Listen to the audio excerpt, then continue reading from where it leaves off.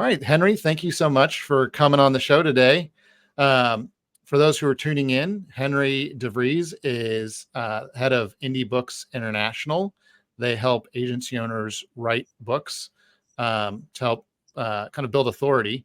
But yeah, Henry, thanks for coming on the show. David, it's so great to be here to help all those agency owners out there who are struggling to find right fit clients. Absolutely. Well, that's probably a great place to start. When we had talked before, you had mentioned that probably 2 out of 3 agency owners struggle with not having enough of not just leads, but like the right fit clients. How do you think that writing a book can meaningfully help solve that problem? David, I'm not in the book business. I'm in the authority making business. And the best strategy is to become an authority, an expert in a certain space. That's what's going to help agency owners fill up their sales pipeline with right fit prospects. So a key is you have to have a niche, a super niche, and then you have to be an authority. You have to give away valuable information on helping prospects solve their problems in general. And then the more you do that, the more will approach you to help solve their problems in the specifics. Nice. I like that. Do you have you found that that's like the types of books that you do some end up being a little more high level and others be more are more specific, more in the practical details, or have you seen one work better than the other? There's all sorts of books that work. You can do a book that talks about your proprietary process, like Chris Slocum did. Chris was an agency owner back in New England, was a specialist in health tech and tech companies. I helped her with her book, which is Stop Starvation Marketing.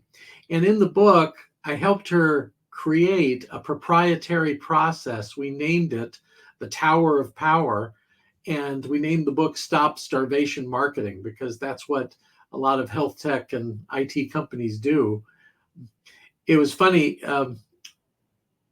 Chris was able to sell her agency to a international firm, and I advised her to not include the book copyright in the sales agreement. And the purchasing agency said, "Oh no, that is definitely a part of this, and we want to own that proprietary process, the Tower of Power." Chris became the business development officer for this larger agency, and she said it helped her get interviews for $60 million accounts, having that process spelled out in her book. So that's one way. Other ways are people do books that are 20 essays, 20 aha essays on a topic that makes them an authority in a space.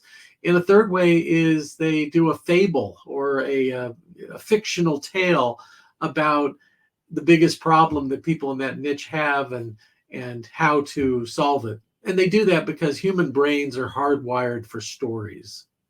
Yeah, I'm definitely, I could see that. I certainly enjoy, even if it's a nonfiction book or it's like a business book, I really enjoy the storytelling, ones that are telling a story most of all. Well, one of the other things we talked about was you kind of have a structured 4-phase process for helping your clients write and publish a book. Yeah. Can you talk about those steps and that process and why that's important? Absolutely. I wish I had it on day one 10 years ago. We developed it by editing, publishing, helping write 170 nonfiction business books. And it's a 4-phase process. And phase 1 is planning. I like to think of myself as a book architect. And we go in there and we create plans for what this book would be. I mentioned, are we going to do a fable? Are we going to do a 20 essays? Are we going to do a proprietary process? So we determine that and the elements. And then I interview and record the agency owner, and we transcribe it and create what we call the sloppy first copy of the book. It's like an architect who's going to build a home. They get a the plans approved and they get the materials approved that they're going to use. That leads to the prep step. And prep is writing. That's when you actually write the book. You take it from a first draft to a second draft and maybe a third draft.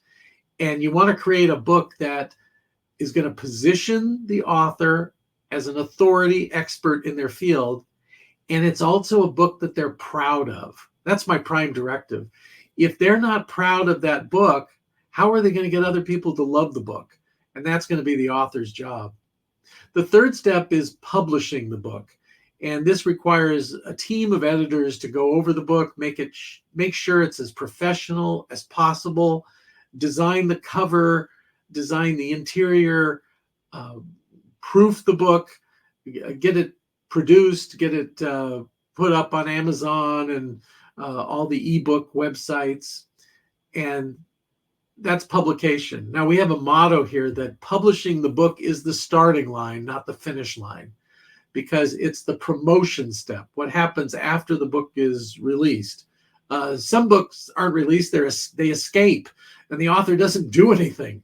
You need to care about this book, and you release it, and you get it into the hands of people. You don't wait to be discovered. You get it in the hands of people who can interview you, put you on their TV show, their podcast, put you on their stage. You send books out every month to these people, and you commit to doing at least 2 showcase speeches a month. That's where you're not paid, but it's a target-rich audience. So for instance, I do a Q&A every month for agency owners where it's free, it's a community. I answer any question anybody has about publishing a book. And that's something I recommend all authors do, because the more helpful I am, the more generous and help that I am, the luckier I get in business development. So those are non-selling zones.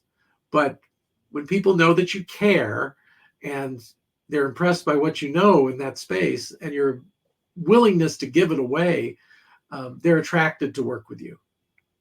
Yeah, that makes a lot of sense. I mean, I think it kind of, consumers are approaching buying things, especially agency services, much differently than maybe a generation ago. They're allergic to a lot of hard selling, and so it really has to be, they have to trust the person on the other end. And so I think that's where a book, just showcasing your credibility, and it's kind of showing, not telling, in a lot of ways. I'll tell you what not to do. Blast people or use a chatbot robot to blast people on LinkedIn and pretend to be interested in them and say you'd like to get a 20-minute discovery call with them, or, let's network or something like that. Oh, if I get one more of those, I'm going to scream. People don't want that. Now, if you're generous in a LinkedIn newsletter that you take your book and you slice and dice it, and on a weekly basis, you give very targeted information to help people. If you do what we're doing right now, I have a weekly Agency Rainmaker TV show where I interview a guest and we give away valuable information on how agency owners can make it rain.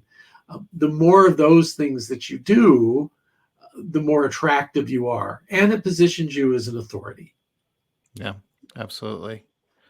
Well, I imagine as you've helped numerous authors with their books, you've seen them, leverage those books in different ways. Some of it's getting new clients, some of it's speaking opportunities. What are some of the most creative ways that you've seen clients leverage their books? Well, after doing 170 of these, I can tell you the 4 things that the authors want. One, they want more credibility. So just being the author of a book, it's hard to write and publish a book. Not everybody can do it. Doing that step is impressive. It builds credibility. It gets them invited to speak more, to be on podcasts. So they also want impact, and a book helps them get more impact because they're able to share this knowledge. They want more influence.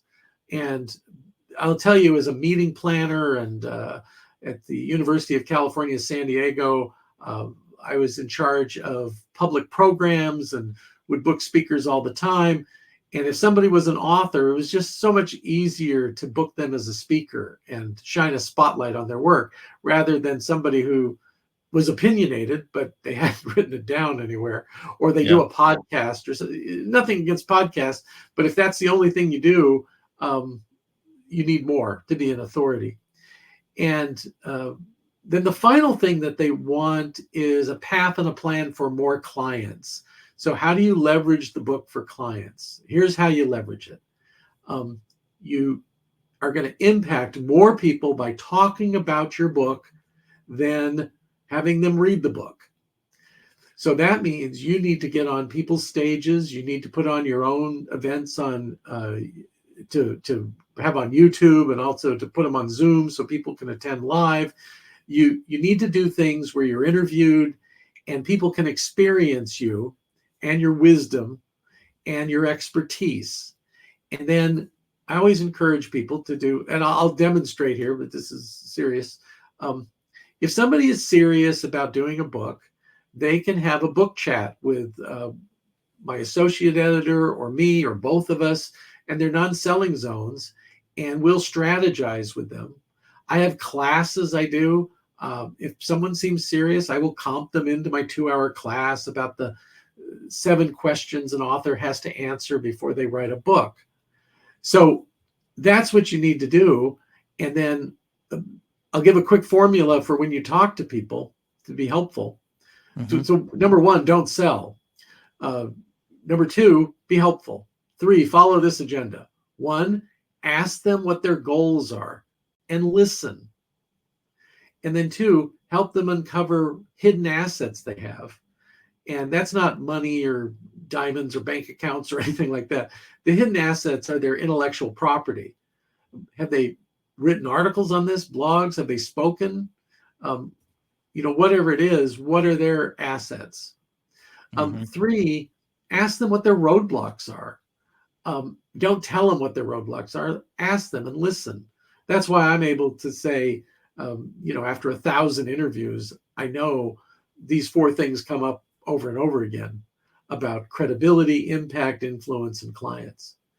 And then the 4th thing is ask them if they would like you to share how others have gotten from where they are right now to where they want to go. And then have in your quiver some stories about people who, I told a Chris Slocum story. I can tell other stories about how people have gone from challenge, didn't know what to do, to great success with a book. So you need to do the same for whatever your expertise is. Yeah, absolutely. Well, and that's, the last one you mentioned there is yet another example of the power of stories being helpful in building that authority and credibility. You, one of the things you also mentioned in one of our prior conversations is this concept of educating experts. Can you expand on that philosophy and really kind of why you think it's an effective approach for agency owners to take with their book and content marketing in general? Absolutely. This is something I coined in my second book. My first book was Self-Marketing Secrets, and my second one was Client Seduction. And I called this process the educating expert. So this is what makes you an authority. An authority is an educator, and you educate by typing and talking. So the typing part is articles, blogs. I once went into a room, David, and I was giving a talk, and there were 50 people there. And I said, how many people here consider themselves an expert on their subject matter? All hands went up. I said, okay, how many of you write on a regular basis, at least monthly, an article or a blog on this expertise, giving how-to advice? And just a handful of hands were raised. I said, I see a gap here. You say you're an expert. You don't have any proof that you're an expert. Mm-hmm. And that's what the proof that people are looking for, is the proof of your expertise that will help them. And that they also, it's a funny thing because people will say to me, they go, Henry, I don't want to give away the secret sauce. And I don't know if you ever worked at a burger joint when you were in high school, but one secret sauce was ketchup and mayonnaise. The other secret sauce was ketchup and mustard. They're not really secret sauces, and our information and advice is not really secret. So we put it out there, even though I called my first book Self-Marketing Secrets. It was an inside joke I was pulling, because these aren't secrets. They're hiding in plain sight. This advice you can give people. But I discovered a funny thing along the way with this educating expert model is the more people gave away, the more people were attracted and the more people wanted to hire them. It was just the opposite effect. People aren't looking for do-it-yourself information on the most part. They want to find a trusted advisor, but they don't know who to trust. So one way you build trust is you build a bridge, and that bridge is valuable information that helps them solve their problems. So we started off by saying, I know the two biggest problems agency owners face. 2 out of 3, it's how to fill the pipeline with right fit prospects. Number 2 is how do I find time to do business development? That's 1 out of 2 agency owners say that is a big pain. So this time crunch, this time famine, the struggle is real.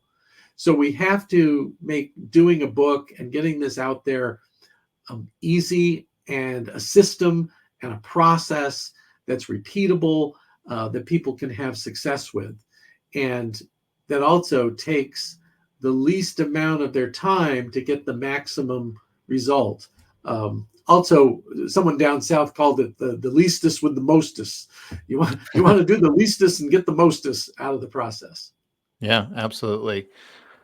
Well, I guess one question that comes from that in my mind is, what are the areas where you see your clients run into the most roadblocks? Like I don't know, what sort of recurring challenges do you see come up with people who want to write a book, but yeah, when they come to you, it's like, where do you need to help them the most? Sure. There are 3 that come up over and over again, David. Number 1 is time. They say, oh, time. I don't have the time to write a book. They see this book as this massive project. When I break it down for them, I said, what if we were going to write 10 or 20 essays or articles? Oh, well, that seems doable. What if instead of you writing at 25 words a minute, I interviewed you and you spoke at 250 words a minute. I transcribed it and drafted it. Would that be good?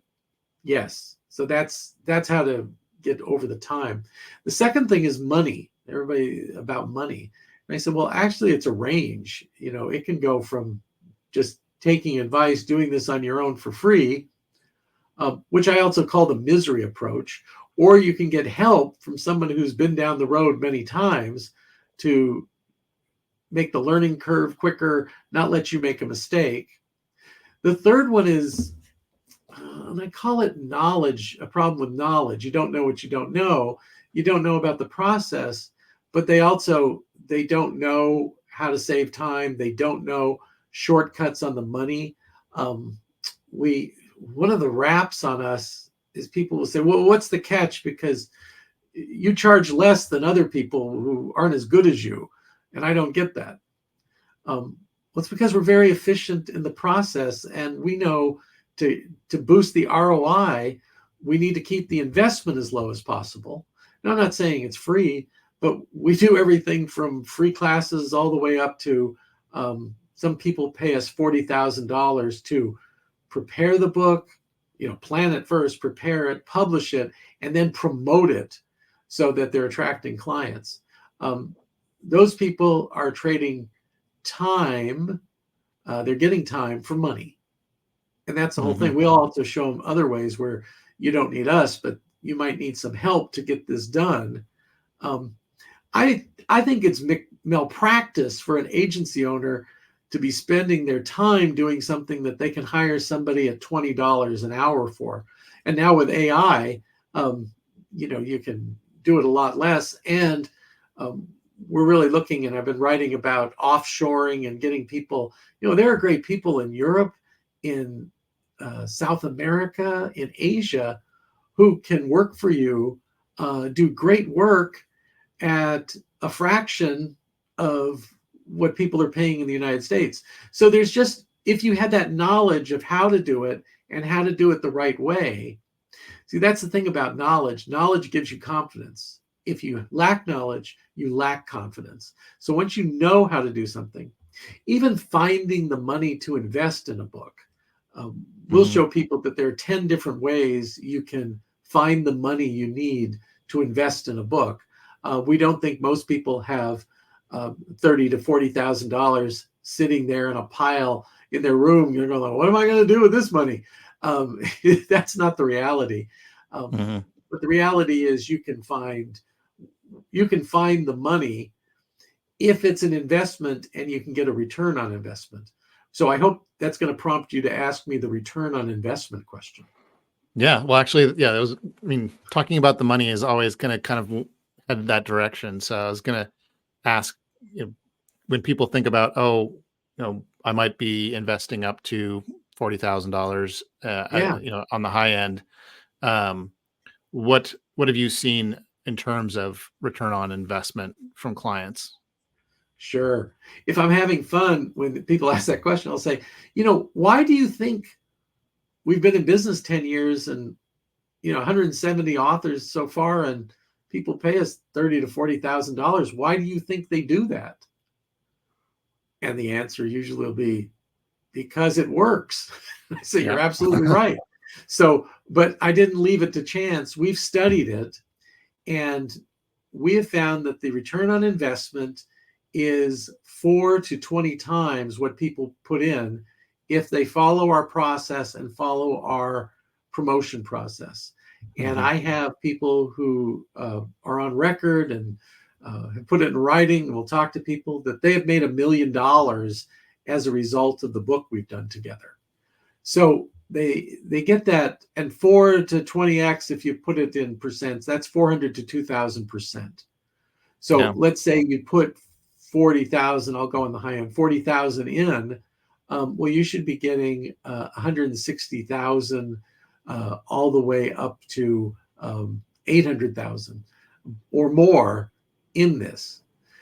To get the ROI, there are certain things you have to have. One, a specific niche that you're talking to. General books don't get huge ROIs. Two, you have to solve a problem. The book is about solving a problem. Then 3, you have to love your book, and you have to send at least 20 copies of the book out a month to people who can shine a spotlight on your work to get you on stages, on podcasts, on TV shows, radio shows. We've had people on national TV shows as a result of their book. And then you need to be doing showcase speeches every month. And you need to be having a system where people can, in a non-selling zone, come in and get advice on how to apply the knowledge. When you do those things, that's how you can get those ROIs. I like that.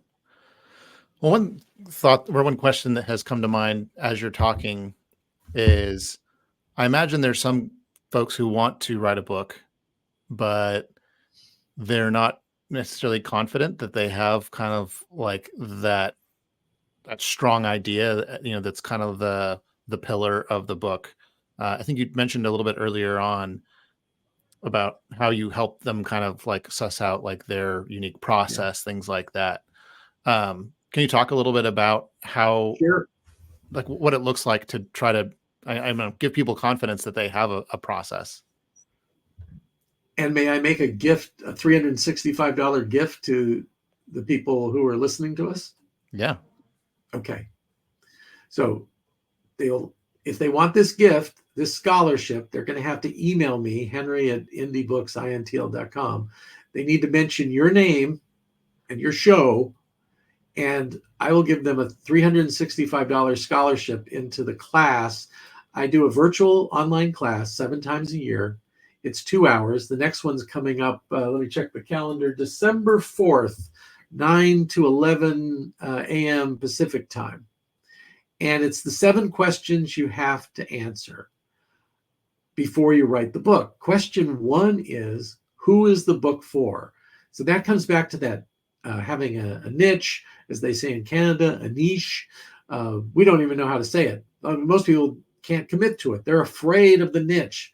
They're afraid that if they niche, they're going to eliminate all these other people who are going to be interested. The problem is they're being too general and too watered down for everybody.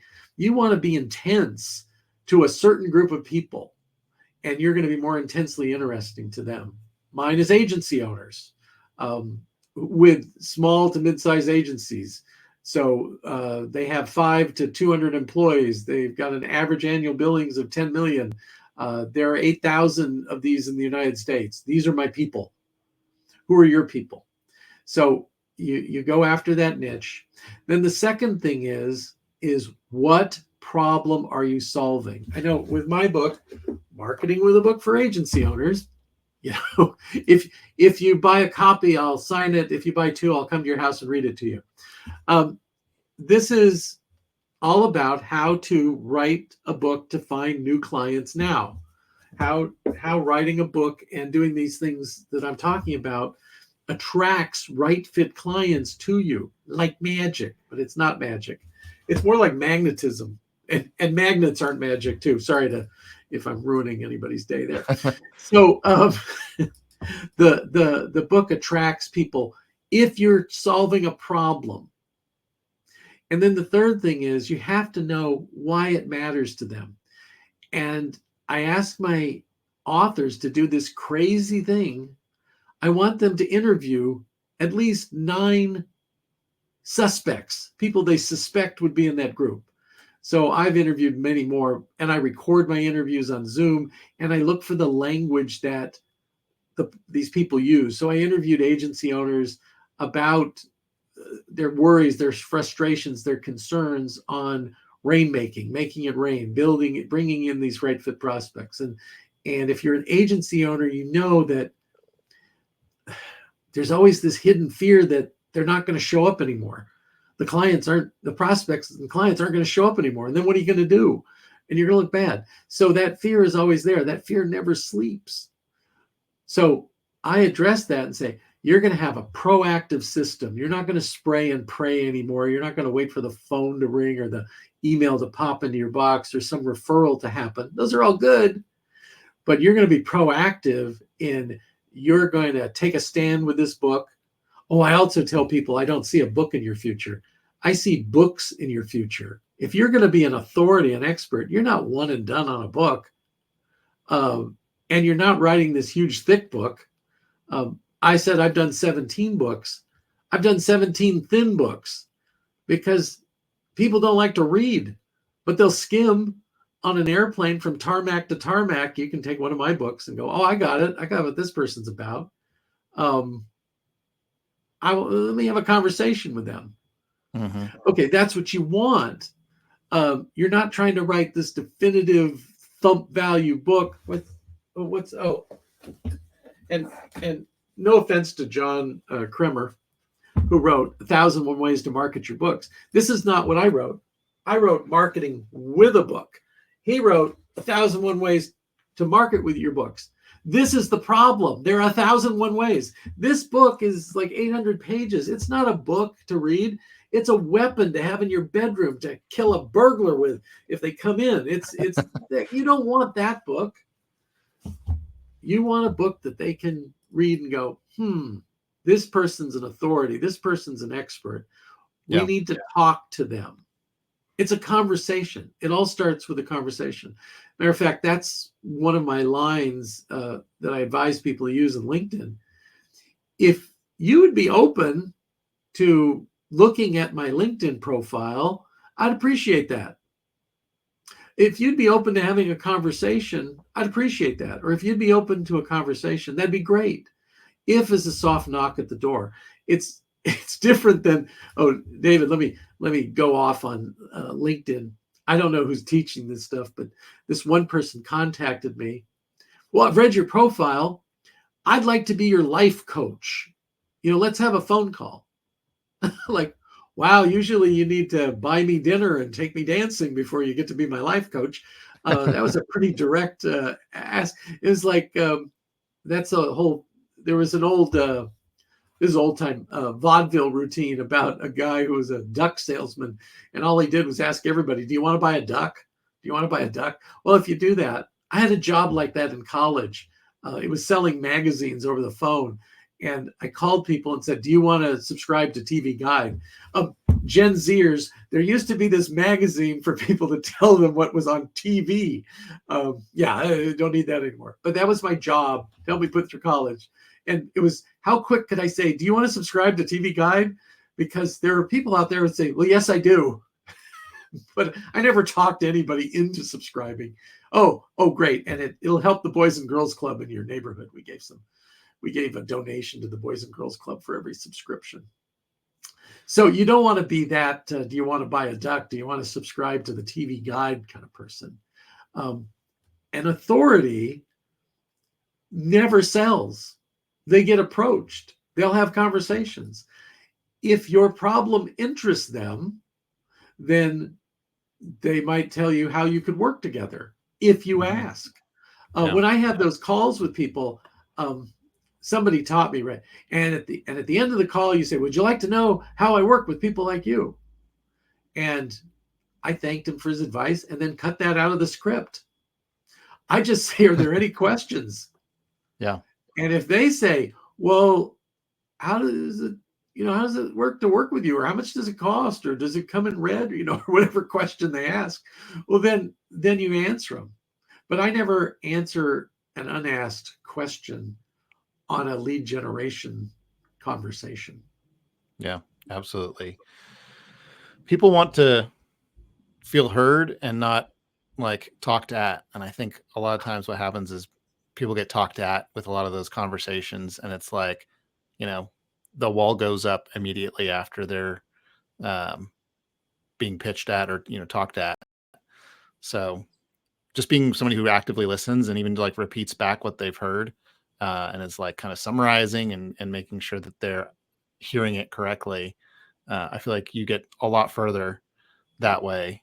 And I mean, a book is kind of doing that. You're especially if you've listened really well to the problems of your within your niche.